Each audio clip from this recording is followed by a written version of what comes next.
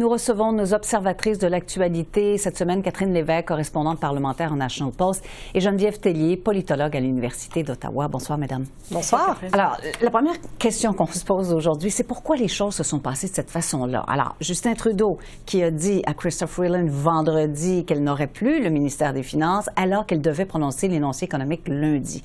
Est-ce que tout ça ne ressemble pas à un monumental gâchis, finalement? Je dirais oui. Oui, hein? C'est causé par le premier ministre. Bon, c'était risqué d'avoir cette discussion-là. En plus de toute l'humiliation que Mme Freeland a subie à travers ces derniers jours, mais aussi ces derniers mois. On se souvient de ces rumeurs pendant l'été, comme quoi il n'avait plus confiance en sa ministre des Finances, et dans les derniers jours, à quel point il voulait avoir Mark Carney à sa place. Donc, je pense que c'était la goutte de trop, et de toute évidence, elle a choisi, le pire moment pour le premier ministre Trudeau pour démissionner. C'était juste avant la mise à jour économique. Exactement. Je pense que c'était voulu. Geneviève, est-ce que c'est étonnant parce qu'on n'avait pas l'impression qu'ils ont toujours été à couteau tiré? Alors, ça surprend aussi ça, quand même. Ça surprend énormément. Mme Freeland, c'est la plus proche alliée de Justin Trudeau. C'est l'impression qu'on avait. Quand ça allait, les pires journées de Justin Trudeau, Mme Freeland était là pour dire « Non, faites-lui confiance, il y a un plan, on sait où on s'en va ». Elle était toujours là, la voix rassurante, et on y croyait. Maintenant, je pense qu'on est en train de se poser la question, est-ce que c'était vraiment le cas? Parce que des fois, il faut être solidaire, mais on y croit plus ou moins. Mais on n'avait jamais entendu de tension. Oui, il y avait eu des critiques, mais pas entre les personnes, pas entre Mme Freeland puis M. Trudeau. Elle était vraiment son allié. On entendait parler qu'elle voulait peut-être lui succéder, mais lui succéder, pas le tasser comme ça a été fait ou ça pourrait se faire maintenant. Alors, c'est vraiment surprenant. Alors, que veut-elle? Que peut-elle obtenir maintenant et que veut-elle? Quel est l'avenir de Chrystia Freeland, Geneviève? Je pense la course au leadership a commencé ce matin. Alors, si vous regardez bien sa lettre, elle dit déjà qu'est-ce qui va mal puis qu'est-ce qu'elle ferait de mieux. C'est déjà une indication. Un message clair. Oui, elle n'est pas partie lécher ses plaies à Toronto dans son comté. Elle est encore à Ottawa, elle participe aux réunions. Elle est visible. Alors, elle veut rester au Parti libéral. Elle a des ambitions. Si on n'était pas sûr, parce qu'à un moment donné, on se disait, est-ce qu'elle veut vraiment être première ministre? C'était pas clair, mais je pense que maintenant, on a vraiment la réponse. Et est-ce qu'elle veut même remplacer Trudeau pour finir le mandat?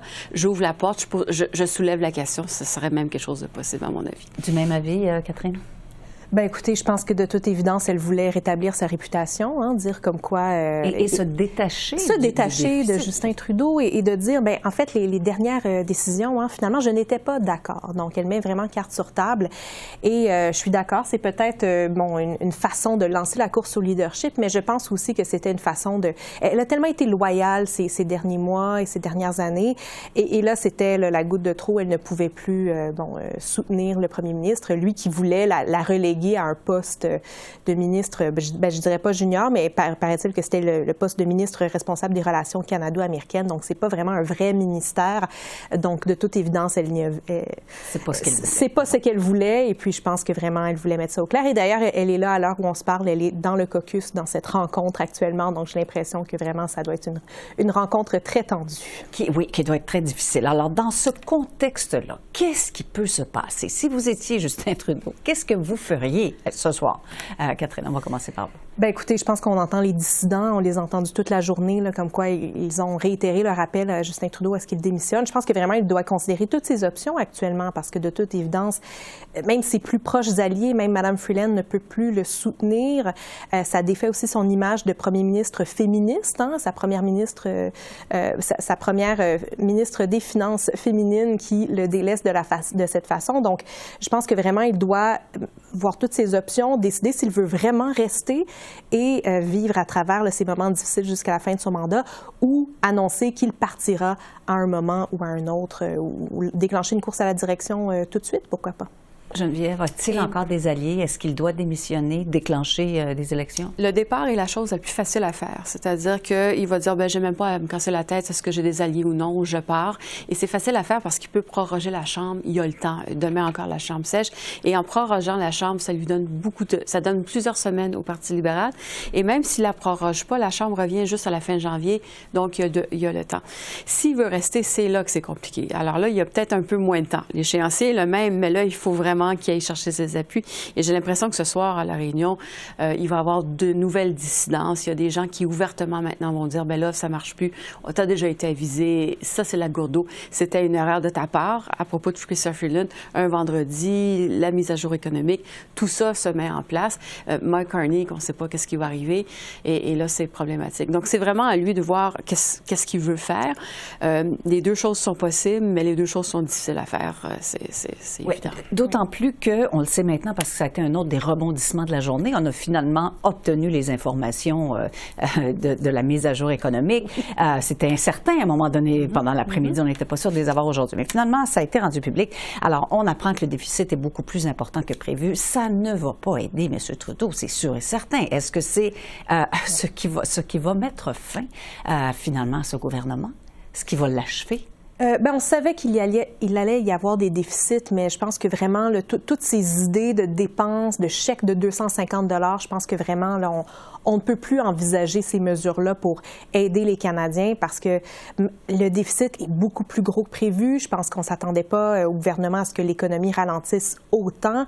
Donc là, il n'y a plus de place pour quoi que ce soit, pour donner des bonbons aux Canadiens avant une élection.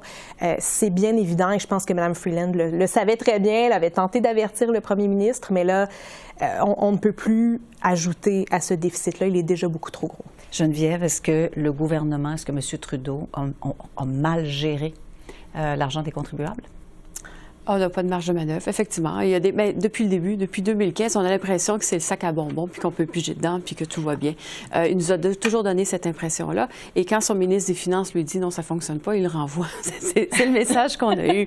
Alors, c'est pas un premier ministre pour qui l'économie, c'est une préoccupation. Et là, on en voit les effets. Alors, peut-être pas 3 ans, on peut se permettre un peu de largesse, mais pendant 9 ans, on ne peut pas. Et c'est vrai, Catherine, ce qu'elle disait, je suis d'accord avec toi, il n'y a plus de marge de manœuvre. Alors, s'il arrive une catastrophe demain matin, on s'endette encore plus parce qu'il n'y a pas d'autre façon. On n'a pas pensé aux revenus. Et il va y avoir... C'est ce que Mme Freeland a dit dans sa lettre de démission. Et elle a frappé Justin Trudeau de là où ça fait mal. Oui. Oui, et il va y avoir une catastrophe parce qu'il va y avoir Donald Trump. Alors, c'est une quasi-certitude qu'on va avoir besoin de plus d'argent. Et prenez juste les frontières. Alors, le fameux chiffre de 1,3 milliard $, ça a été annoncé dans la mise à jour. C'est échelonné sur 6 ans. C'est 81 millions cette année. C'est pas assez pour calmer le Donald Trump. Alors, il va falloir dépenser plus. Oui. Alors, comment le gouvernement canadien va-t-il se présenter à Donald Trump en janvier prochain?